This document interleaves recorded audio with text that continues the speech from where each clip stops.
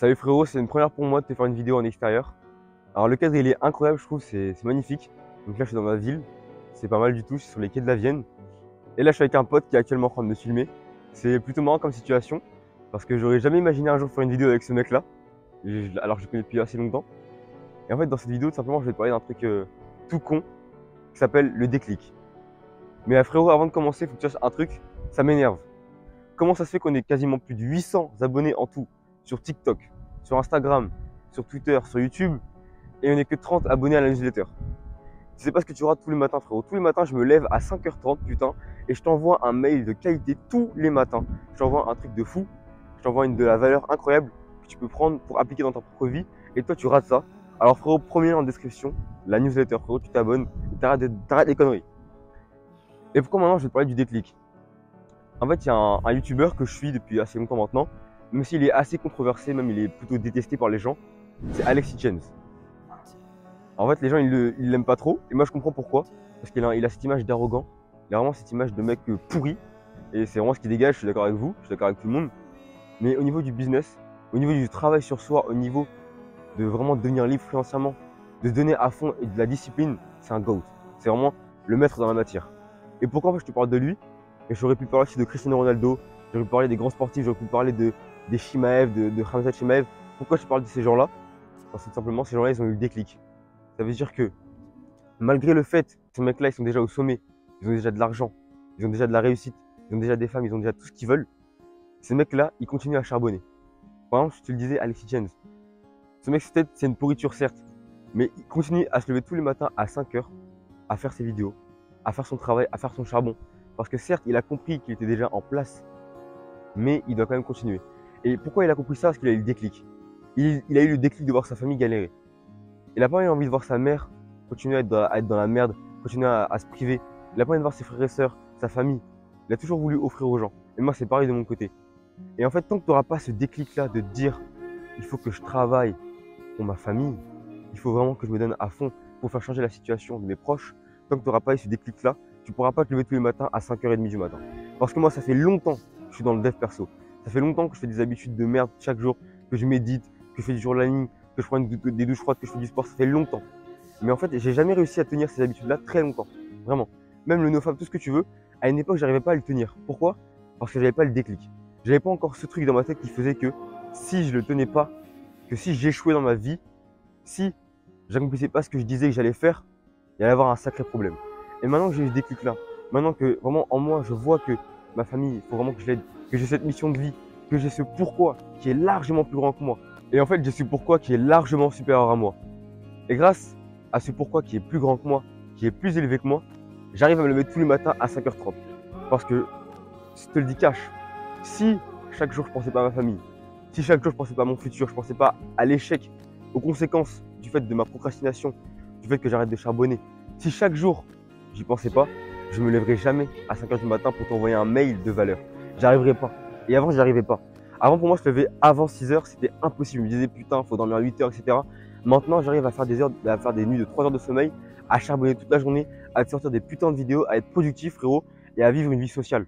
Pourquoi? Parce que j'ai eu ce déclic-là de me dire, faut que ça cesse. Il faut que cette situation de merde, elle s'arrête.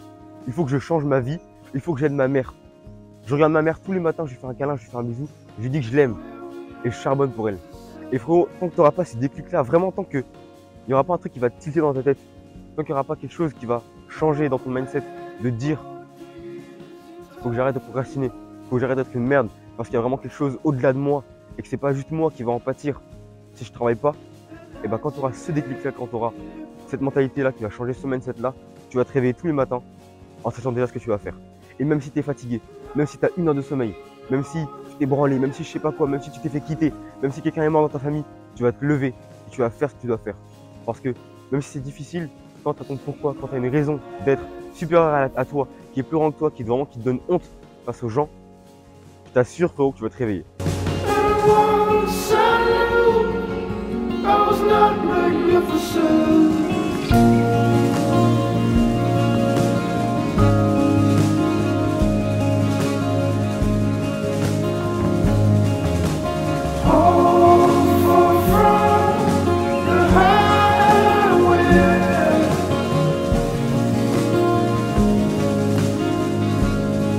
Frérot, depuis tout à l'heure, je te parle de vision.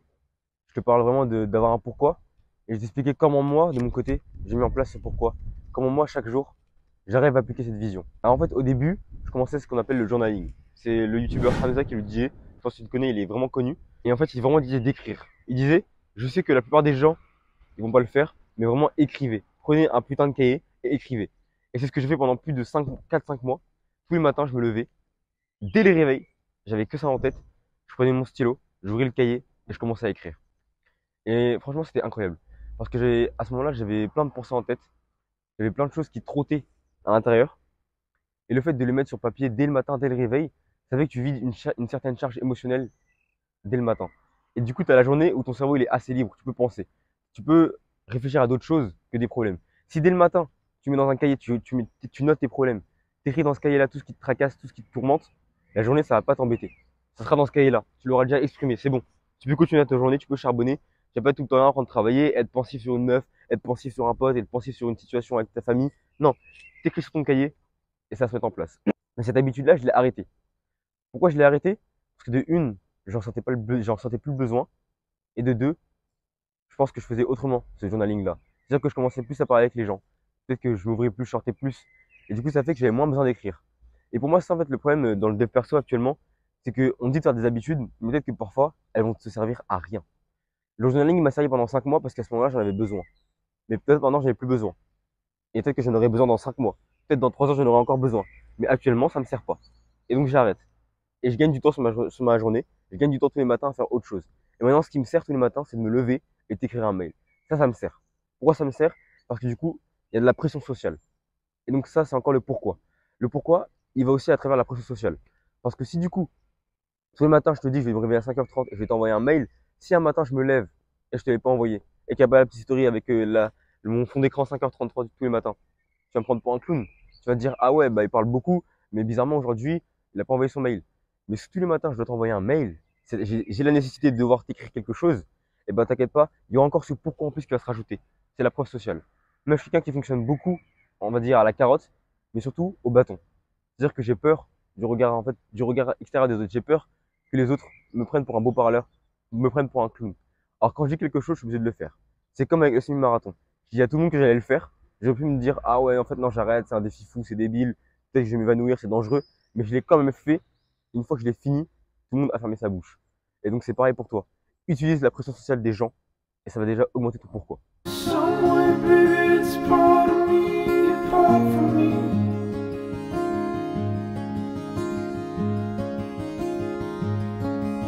Your rain waves to hollow.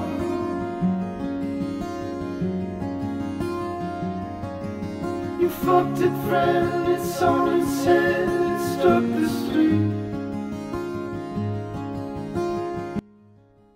Frérot, c'est la fin de cette vidéo. J'étais en post-production avec tous mes frères, avec mes potes, avec 2 potes à moi, avec Valentin et Grégoire. Donc je les remercie sincèrement si vous voyez cette vidéo les gars, si vous êtes là actuellement.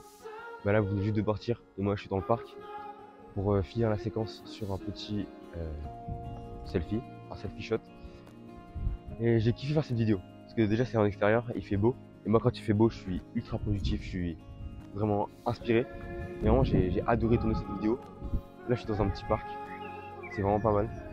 Je ferai des petits plans stylés pour te mettre en montage à la fin. Tout ce que tu dois retenir de cette vidéo frérot, c'est que trouve ton déclic. Trouve une raison supérieure à toi vraiment pour te dépasser chaque jour. Trouve quelque chose qui va t'animer et qui va faire en sorte que tu vas te lever tous les matins. Moi je pense que ça tu peux le puiser dans ta famille. Si t'as encore la chance d'avoir ta famille proche de toi frérot, va puiser dans eux. Puise dans ta famille. Vraiment utilise-les comme moteur, comme huile essentielle à ce que tu fais dans ta vie. Utilise-les comme un boost pour accomplir tous tes objectifs. En gros, pour la prochaine vidéo, je te laisse maintenant. Je te dis au revoir. Moi, je vais continuer à prendre soin de moi. Je vais continuer à me lever à 5h du matin tous les jours.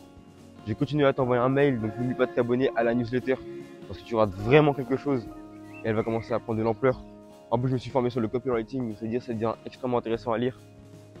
Moi, je te laisse sur ça. Je fais quelques plans du parc et je m'en vais.